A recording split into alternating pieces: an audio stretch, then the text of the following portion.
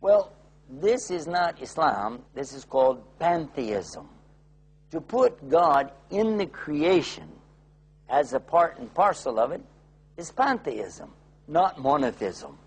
Monotheism is to believe in one God. Now, some people today say, well, I believe in one God, and I believe that He is everything.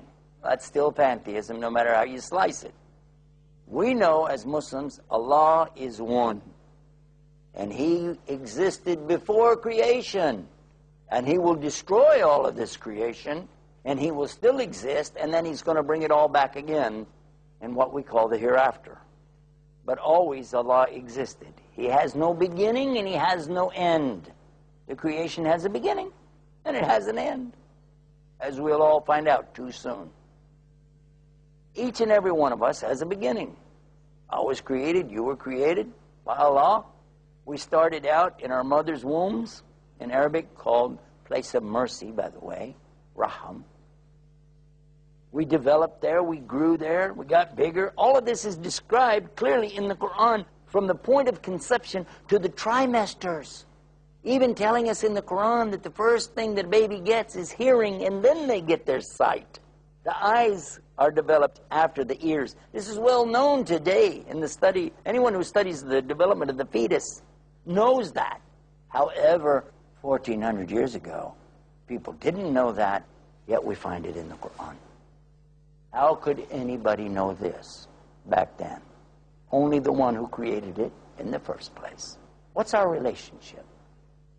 What is our relationship between us as makhluk, which means the created, and al-khaliq, the creator?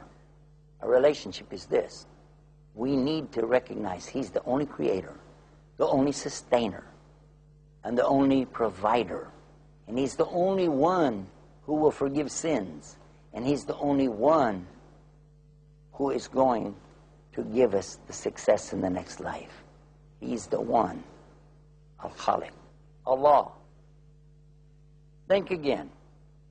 Evolution, creation, or both?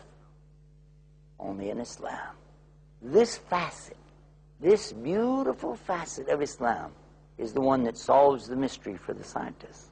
Want to know more? Read the Quran and find out about Al-Khaliq, the creator, and this facet of Islam. I'm Yusuf Estes, your host here on Facets of Islam, reminding you that it's only Allah that'll guide. So if you want to be guided, you need to ask Him for that. But He can guide you and open you up to this beautiful message and cause you to be guided as well. Till next time, Assalamu alaikum wa rahmatullah.